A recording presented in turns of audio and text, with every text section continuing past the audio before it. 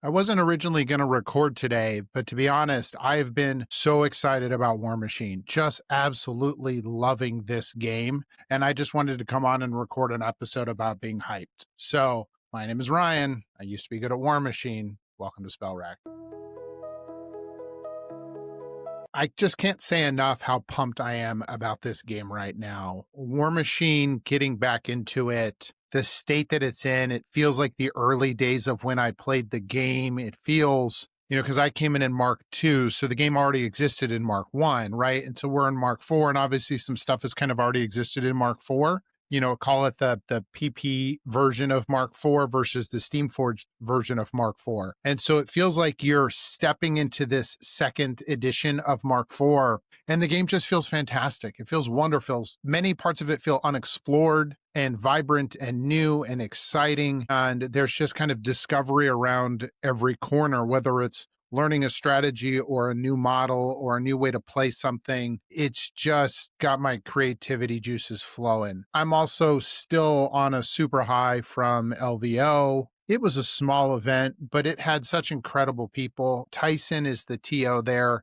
Tyson's been the TO at LVO since they started at the Bay Area Open. Wonderful human being. He's the greatest. All of my opponents were fantastic. Just great games. So I guess what I really want to talk about now that I think about it is Warmachine is in a wonderful place. The criticisms of Mark IV initially were, some brittle model issues. There were issues with finding models. I believe that Steamforge has improved the printing process. They've obviously introduced plastics, and they have increased their capacity significantly. We're starting to see more and more models get in the hands of players, which means more and more new players can get into the game without waiting a month or so for distribution of what army they need or everything being on back order. It's just a really exciting time as we kind of near the end of 2025 and we look towards 2026. I think 2026 will feel a lot like, say, 2014 did. I think this game is it's alive now, obviously, but I think it's going to be injected with additional life. And I'm so excited to be a part of that, to see the community grow and to see people convert and to see people come into the game stores. What I would ask of everybody that's listening is Warmachine certainly has its critics for the way it fell apart. People got mad at Privateer Press. People means players, people means distributors, people means store owners. And so Warmachine kind of has this negative aura around it still, and it's trying to fight that off. And what we as a community right now, whether you're actively doing it or passively doing it, is we're removing that stigma.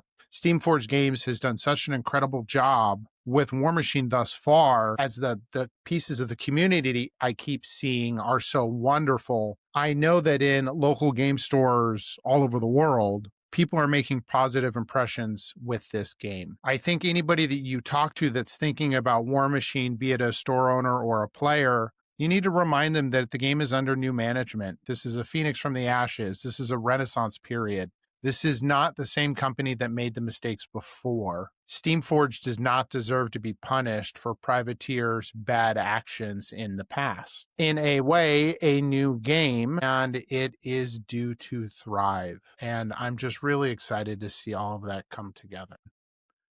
I think people that are looking at Warmachine, or anybody that's talking to a friend that's considering Warmachine, should feel very safe in saying that the game is pretty well balanced at this point. It's very solid. It plays cleanly and evenly. I think we should start getting some people from other GW games and moving back into Warmachine as it establishes its health and its credibility.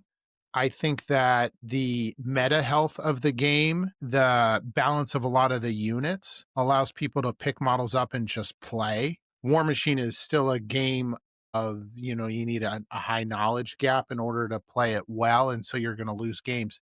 But 40K is the same way. It'll do the same stuff to you. So that's not terribly different. The game's not without its balance faults, obviously. It's not perfect, but they're doing a great job.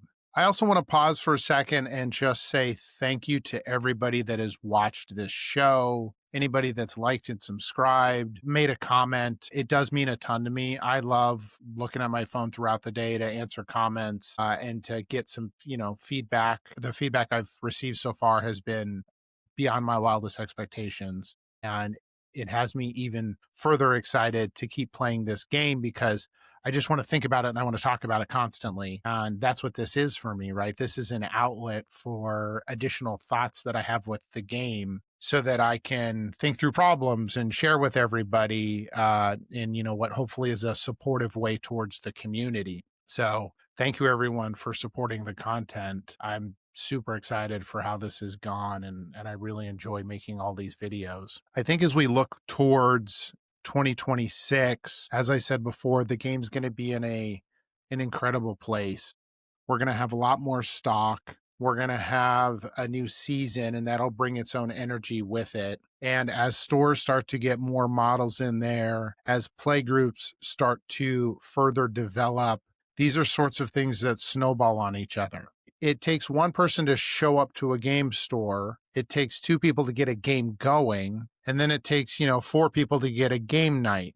And when you have four people consistently showing up, now it's easier for the fifth person to show up and the sixth person and the seventh person. And if your communities are anything like mine, my Friday nights for Warmachine are anywhere between, I'd say, 4 and 8 players. We had 19 once. And we've had new players come in and talk about the game and ask questions, and they're looking at our painted models on the table.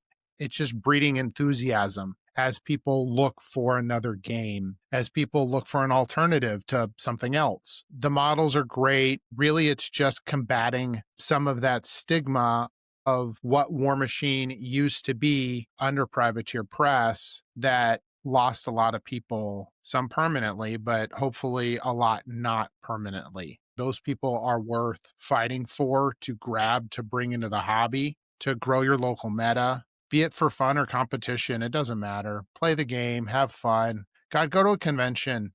Conventions are fun. You don't have to win. Just go meet people, have fun games. I promise you, you show up to the table and you have a good attitude. I played against a Crix player at LVO, and he just had charisma oozing out of him. He was wonderful. He was one of the nicest, politest people I've ever met playing this game. And he and I just had a great time just talking while we played.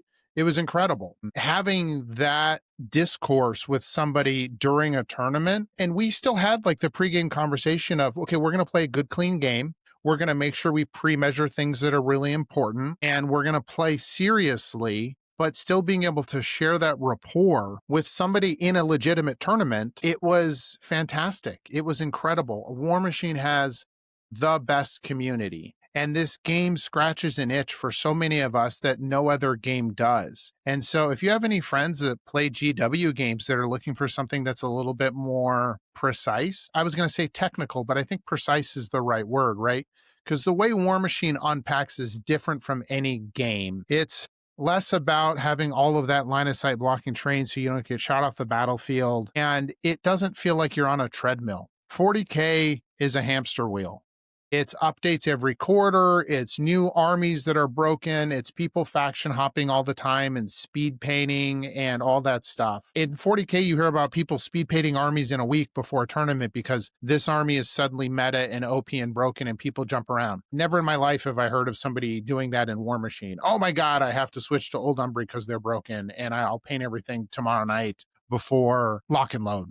That's just not the way we operate. It's not the way this community is set up. There's a lot more just kind of fun and balance and faction loyalty and all that stuff in here. So anyway, I'll stop there. I am so excited about this game. I love Warmachine.